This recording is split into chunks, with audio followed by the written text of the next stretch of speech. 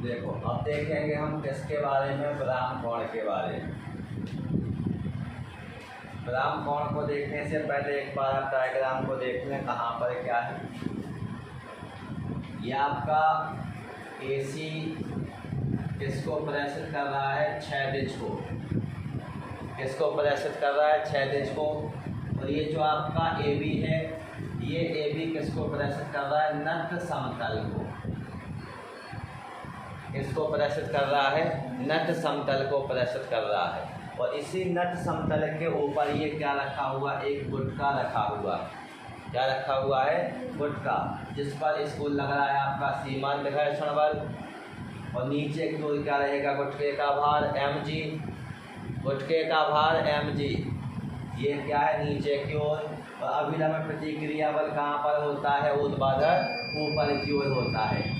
और ये जो आपका mg है, mg को कितने घटकों में विभाजित किया जा सकता है, 2 घटकों में विभाजित किया जा सकता है। एक mg cos थीटा, ये है ऊर्ध्वाधर, और एक है mg sin थीटा, ये है आपका इसके समानांतर, नट समतल के समानांतर। अब यदि हमें ये मालूम चल जाए कि ये AC वाला भाग जो है ये क्षैतिज कहलाता है, और ये जो AB वाला भाग है इसे हम नट समतल कहते हैं।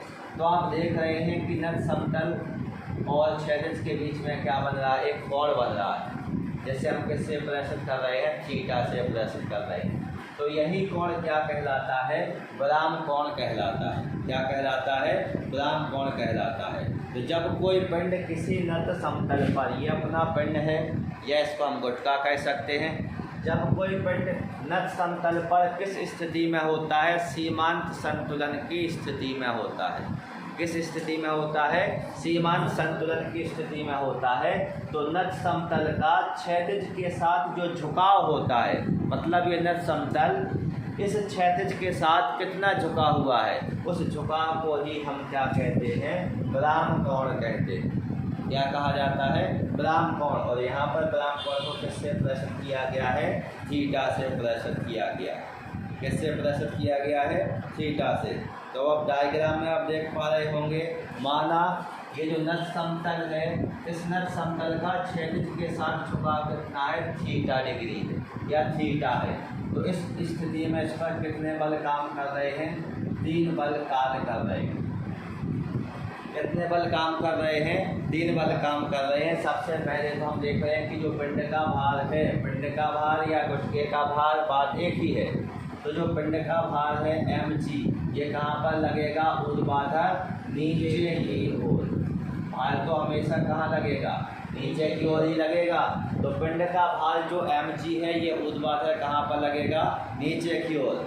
इसके बाद यदि हम देखेंगे तो क्या, अभिलंब प्रतिक्रिया यानी कैपिटल R, अभिलंब प्रतिक्रिया कैपिटल R, ये कहाँ पर लगता है, ऊर्ध्वाधर ऊपर की ओर। कहाँ पर काम करता है, ऊर्ध्वाधर ऊपर की ओर कार्य करता है। इसके बाद यदि हम देखेंगे तो सीमांत घर्षण Fs, ये आप देख पा रहे हैं यहाँ पर क्या, ये Fs है। और Fs किसको शो कर रहा है, सीमांत घर्षण को प्रदर्शित कर रहा है। किसको प्रदर्शित कर रहा है, सीमांत घर्षण को। तो ये जो सीमांत घर्षण Fs है, ये कहाँ पर काम कर रहा है, ये काम कर रहा है नट समतल के लंबवत। नट समतल तो ये है, अब इसके लंबवत, अभिलंबवत कहाँ पर काम कर रहा है, ऊपर की ओर। कहाँ पर काम कर रहा है, ऊपर की ओर काम कर रहा है, नट समतल के अनुदिश। इसको हम लंबवत तो है नहीं, ये कैसा अनुदिश है।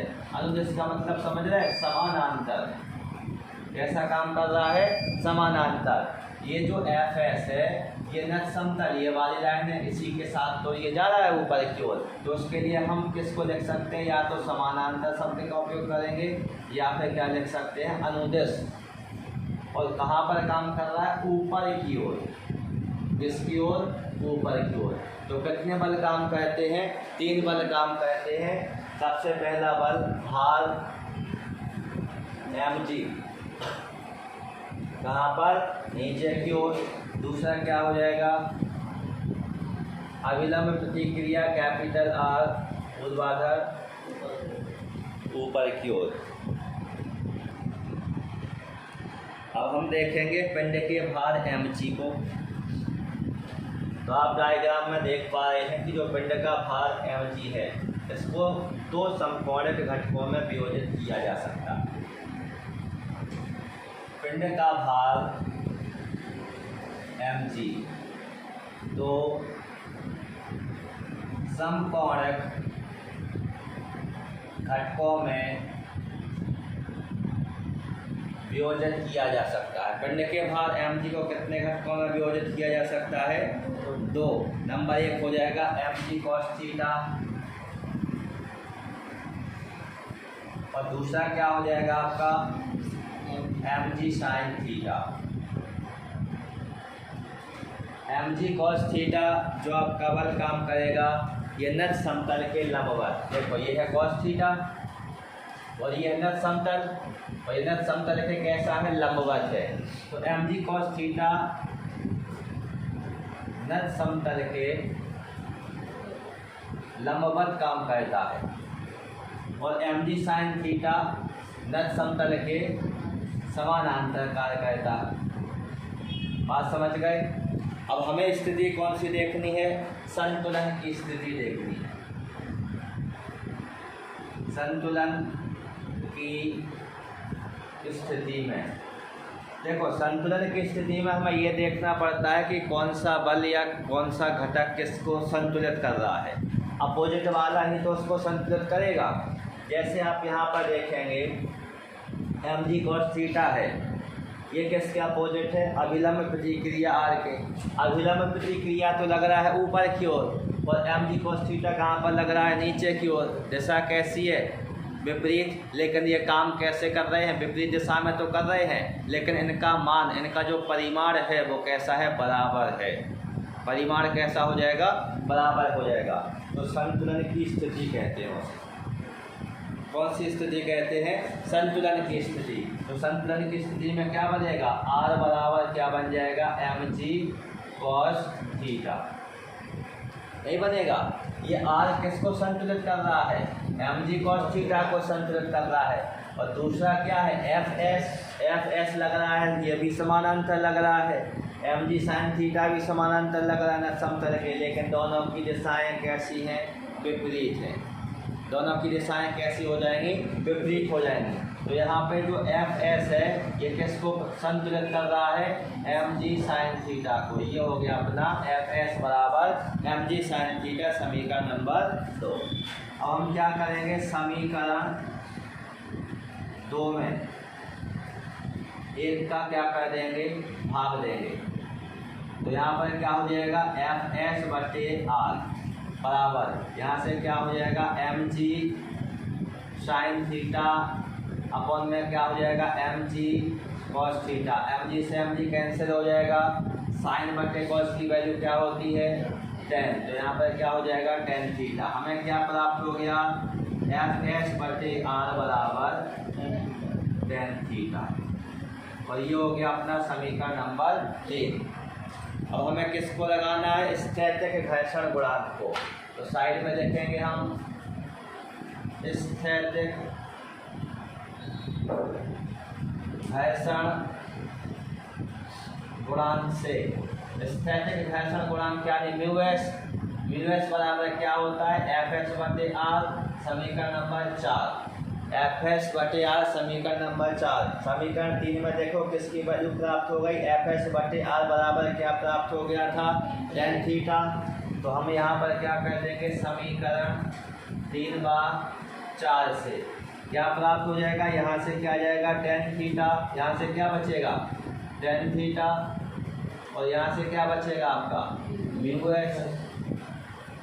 यही बचेगा।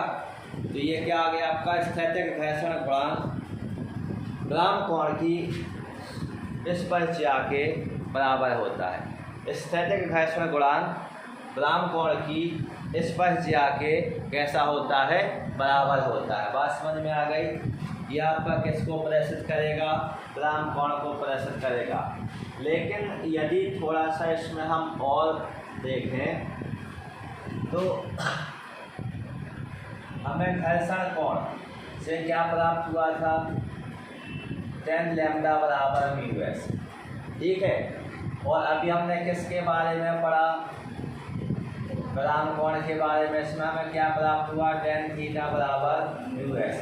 यदि हम इन दोनों की तुलना कर दें, किस किस की तुलना कर दें, घर्षण कोण और ब्राह्म कोण की, तो हम घर्षण कोण से जिसको लिया है इसको समीकरण नंबर 1 डाल देंगे, ब्राह्म कोण में हमने जो निकाला है इसको समीकरण नंबर 2 डाल देंगे और दोनों को कैसा कर देंगे बराबर, समीकरण 1/2 से। तो क्या बनेगा यहाँ से, tan लैम्डा बराबर क्या हो जाएगा, tan थीटा, tan से tan कैसा हो जाएगा, कट जाएगा, लैम्डा बराबर क्या बचेगा, थीटा, या थीटा बराबर क्या आ जाएगा, लैम्डा हो जाएगा। मतलब क्या हुआ, घर्षण कोण ब्राह्म कोण के कैसा होता है, बराबर होता है। इसमें घर्षण कोण किसे कहेंगे, लैम्डा को, ब्राह्म कोण किसे कहेंगे, थीटा को। तो घर्षण कोण बराबर होता है किसके, ब्राह्म कोण के। बात समझ रहे। यदि आपसे ये पूछा जाए कि सिद्ध कीजिए कि घर्षण कोण ब्राह्म कोण के बराबर होता है, तो सिद्ध हो जाएगा भाई, यही तो सिद्ध करना है, लैम्डा बराबर थीटा, अतिरिक्त पॉइंट के रूप में ही आता है।